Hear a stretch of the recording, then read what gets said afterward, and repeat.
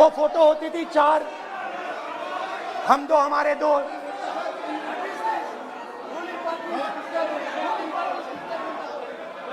Cute से चेहरे थे, सुंदर सुंदर चेहरे, मोटे मोटे चेहरे, हम दो हमारे दो। खैर, इससे होगा क्या? जब ये कानून लागू होंगे तो जो इस देश के किसान हैं, इस देश के मजदूर हैं, छोटे व्यापारी हैं, इनका धंधा बंद हो जाएगा। इनमें से किसानों की खेत चली जाएगी, किसान को सही दाम नहीं मिलेगा, छोटे दुकानदारों की दुकान बंद हो जाएगी और सिर्फ दो लोग, हम दो और हमारे दो इस देश को चलाएंगे। हिंदुस्तान का फूड सिक्योरिटी का सिस्टम है वो नष्ट हो जाएगा और पहली बार सालों बाद एक बार फिर पहली बार हिंदुस्तान के लोगों को भूख से मरना पड़ेगा। रूरल इकोनॉमी नष्ट हो जाएगी और ये देश रोजगार नहीं पैदा कर पाएगा। ये नई चीज नहीं है, ये आप मत सोचिए कि ये नया अटेम्प्ट है, पहला अटेम्प्ट है। ये पहला नहीं है, ये काम प्रधानमंत्री ने हम दो हमारे दो के लिए पहले नोटबंदी में शुरू किया था। पहली चोट नोटबंदी थी। आइडिया क्या था? गरीबों से, किसानों से, मजदूरों से उनका पैसा लो, बैंक में डालो और हम दो हमारे दो के जेब में डालो। स्मॉल मीडियम सेक्टर को खत्म कर दिया, किसानों को बर्बाद कर दिया। वहां नहीं रुके, फिर गए जीएसटी, गब्बर सिंह टैक्स, 5 अलग अलग टैक्स और फिर से उन्हीं बेचारों पर आक्रमण, उन्हीं किसानों पर, उन्हीं मजदूरों पर, उन्हीं व्यापारियों पर आक्रमण। फिर कोरोना आता है। कोरोना के समय मजदूर चिल्ला चिल्ला के कहते हैं हमें बस का टिकट दे दीजिए, हमें ट्रेन का टिकट दे दीजिए। नहीं नहीं नहीं, तुम्हें नहीं मिलेगा, तुम पैदल घर जाओगे। एक मिनट माननीय सदस्य प्लीज।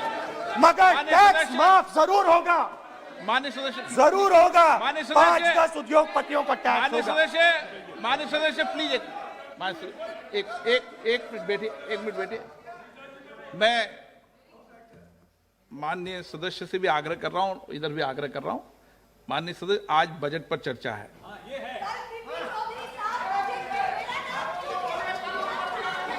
चलो चलाओ। मैं आ रहा हूं सर बजट पे, सर मैं आ रहा हूं बजट पे।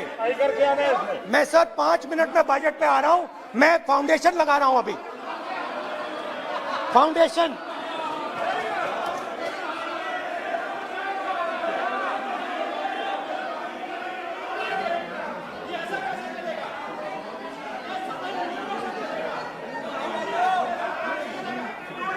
तो पहले नोटबंदी, फिर जीएसटी, फिर कोरोना के समय उन्हीं 4, 5, 10 लोगों को पूरा का पूरा कर्जा माफ, 10 लाख करोड़ रुपए जो भी था कर्जा माफ। मगर हुआ क्या? हिंदुस्तान का रोजगार का जो सिस्टम है, जो स्मॉल एंड मीडियम इंडस्ट्री है, वो खत्म हो गई। आज ये देश रोजगार नहीं पैदा कर सकता है, सीधी सी बात। और आज नहीं, कल भी ये देश रोजगार नहीं पैदा कर पाएगा, क्योंकि आपने इस देश की रीढ़ की हड्डी तोड़ दी है। किसान की, मजदूर की, छोटे दुकानदार की, स्मॉल मीडियम बिजनेस की रीढ़ की हड्डी तोड़ दी।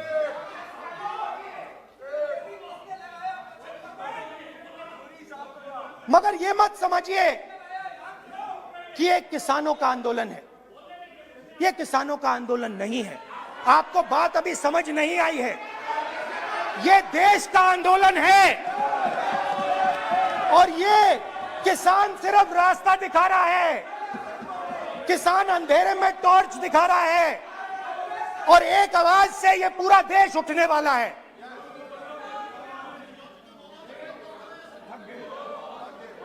पूरा देश एक आवाज से हम दो हमारे दो के खिलाफ उठने जा रहा है।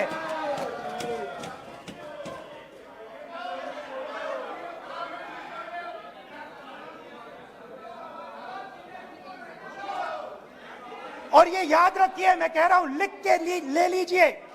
आप सोचते हो कि हिंदुस्तान के किसान को, मजदूर को, छोटे दुकानदार को अपने पैसे से, अपने धन से परे कर सकते हो, ये आप सोचते हो।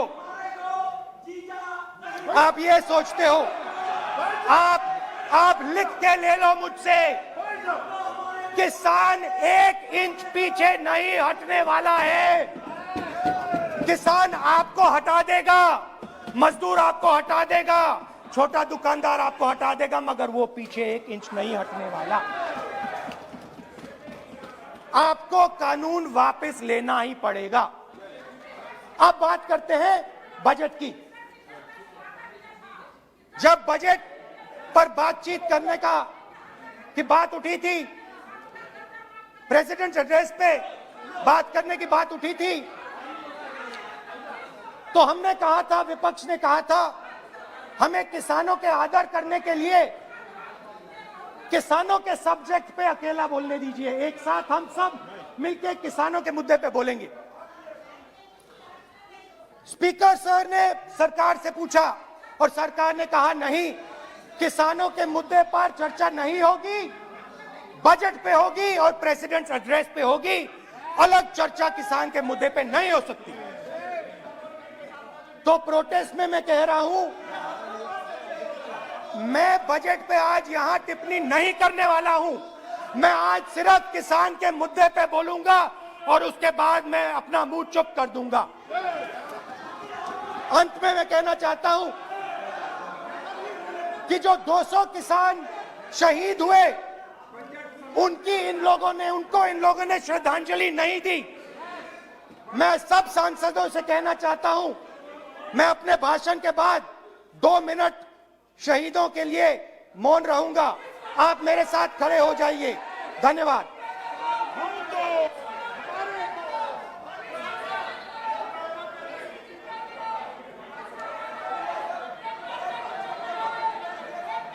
एक मिनट, आप बैठे,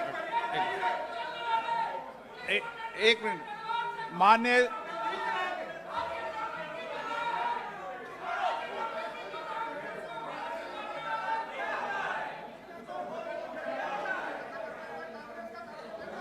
मान्य सदस्यगण,